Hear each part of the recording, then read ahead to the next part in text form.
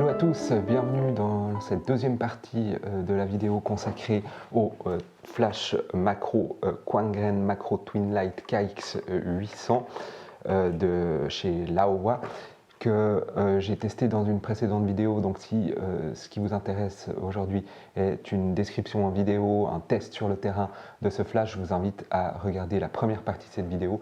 Je vous mets le lien ici au-dessus. Par contre, si vous possédez déjà ce flash, ou si vous avez vu la première partie de la vidéo et pensez à l'acquérir, vous souhaiterez certainement trouver un moyen de construire des diffuseurs pour ces lumières. Donc vous êtes au bon endroit si c'est ce qui vous intéresse. En effet, il ressortait du test fait sur le terrain que, comme on pouvait s'y attendre, ces lumières, ces flashs produisent une lumière très dure, très forte, qui crée des ombres un petit peu trop fortes et des lumières hautes aussi un peu trop fortes sur les sujets brillants en particulier, qui sont les sujets donc classiques de la macro, les insectes et les fleurs par exemple. Donc je vais vous montrer ici comment facilement et pour quelques euros construire un diffuseur pour ce flash. Voilà, donc je vais vous parler du matériel que vous aurez besoin pour construire ce diffuseur pour votre flash. Donc en premier lieu, vous aurez besoin de boîtes type Tupperware. J'ai acheté celle-ci dans un grand magasin de meubles suédois que vous connaissez certainement. L'important, c'est de trouver des boîtes qui soient d'une part petite et puis d'autre part qui est le dessus lisse sans petits rebords que vous pourriez cacher en coupé, mais enfin celles-ci n'en ont pas, ce qui vous permettra de coller directement le matériel de diffusion en n'ayant pas à découper le bord qui dépasserait. Donc ça c'est le premier point. J'en ai acheté deux.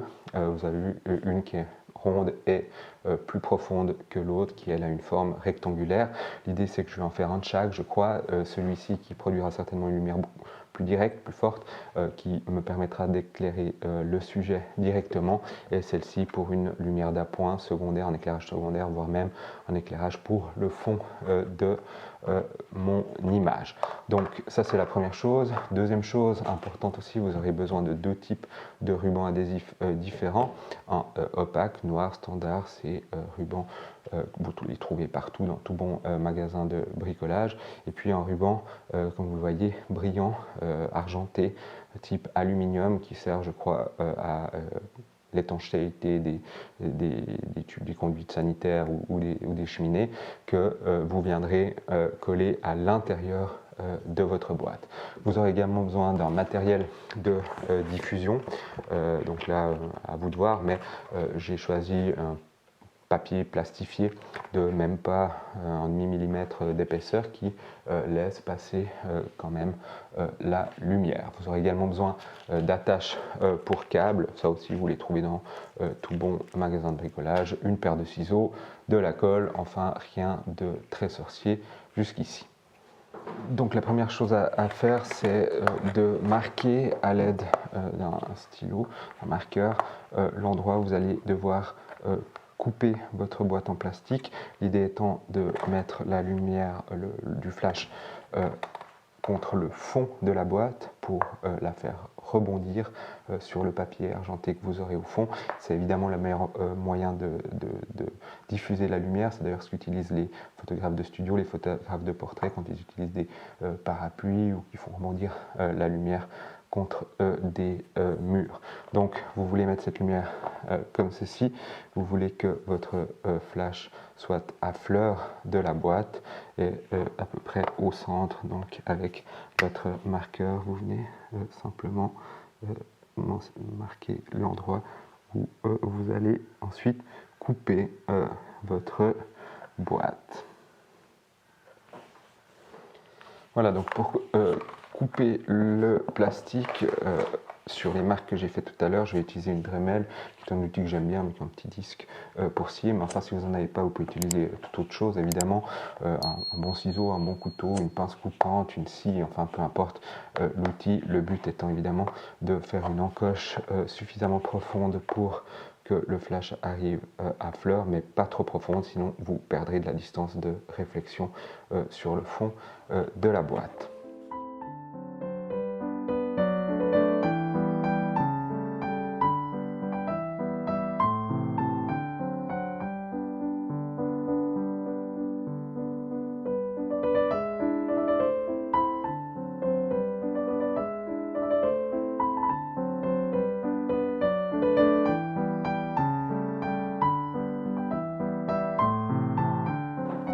Alors l'étape suivante, c'est de faire deux petits trous avec une petite perceuse en poinçon, que sais-je, de chaque côté de votre encoche, donc deux de ce côté et deux de ce côté ici, pour venir ensuite passer vos attaches à câble dans ces trous ici et fixer la tête du flash comme ceci, pour éviter de devoir la coller, ce qui évidemment endommagerait le flash, et puis c'est peut-être pas ce que vous souhaitez, donc ça sera démontable.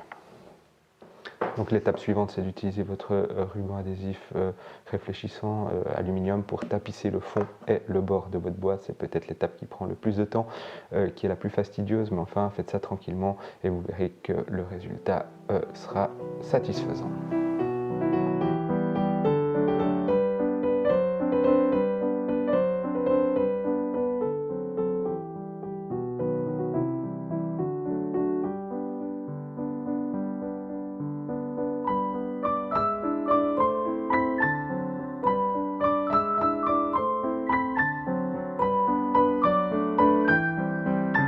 Voilà, donc quand vous avez tapissé tout votre fond, c'est important vraiment de laisser aucun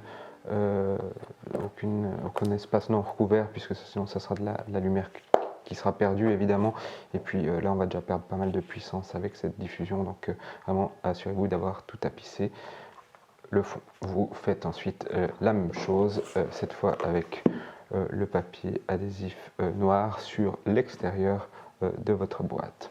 Voilà, donc vous l'aurez certainement mieux fait que moi.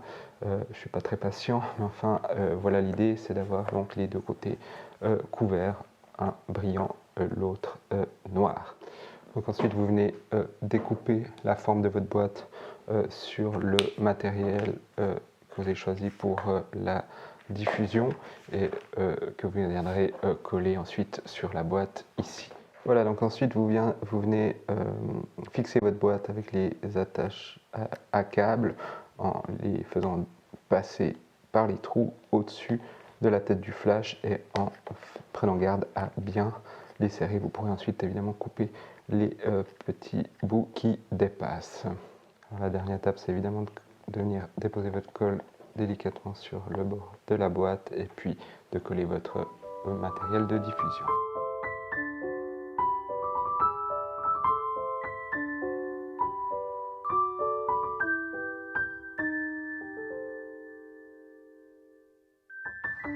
Nous voilà dehors pour tester ce Frankenflash, si j'ose dire, qui a une gueule particulière, mais enfin qui, je l'espère, va nous permettre d'obtenir des lumières beaucoup plus douces, beaucoup plus diffuses que le flash à nu.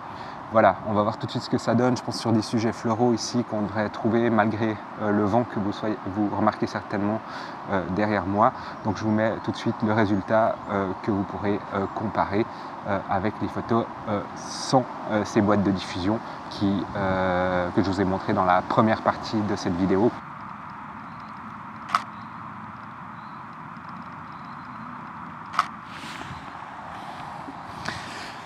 Oui, alors en tout cas sur ces fleurs là, je suis vraiment content du résultat. On voit que la lumière est beaucoup plus naturelle, beaucoup plus douce que sans les boîtes de diffusion.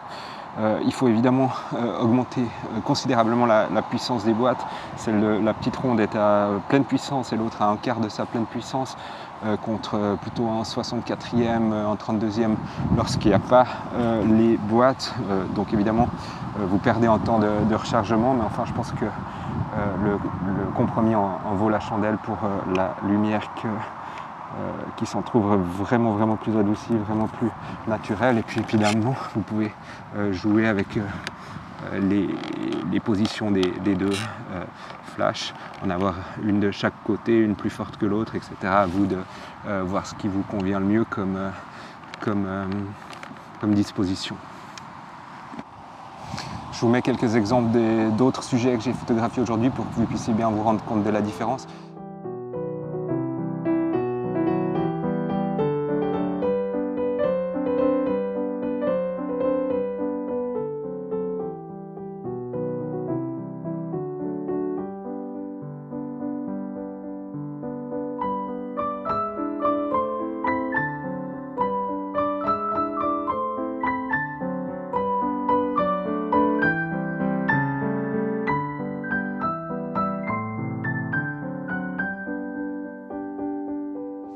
qui est du test tout nu, je vous renvoie à la première partie de cette vidéo, donc je vous mets le lien là au-dessus si ça vous intéresse. Voilà, j'espère que le test de ce Quangren Macro Twin Light KX800 de chez Laowa vous aura intéressé. Pour conclure, je pourrais dire que c'est un flash très sympa pour la macro, puisque la flexibilité de pouvoir placer vos deux têtes de flash où vous le souhaitez, ça c'est évidemment très précieux. Le côté négatif, je dirais que sans boîte de diffusion, c'est une lumière beaucoup trop dure, beaucoup trop forte, donc je vous invite vraiment à trouver un moyen de diffuser cette lampe, par exemple en faisant le petit bricolage qu'on a fait dans cette vidéo. D'ailleurs, si vous avez vous-même trouvé d'autres moyens ou un meilleur moyen évidemment de diffuser cette lumière, je serais intéressant de le connaître, donc n'hésitez pas à en faire part aux autres et à moi-même par le biais des commentaires de cette vidéo. Et puis si elle vous a plu, mettez-y un petit like, ça fait toujours plaisir et ça m'incitera à en faire d'autres, et surtout abonnez-vous à ma chaîne si ce n'est pas déjà fait. Allez, ciao!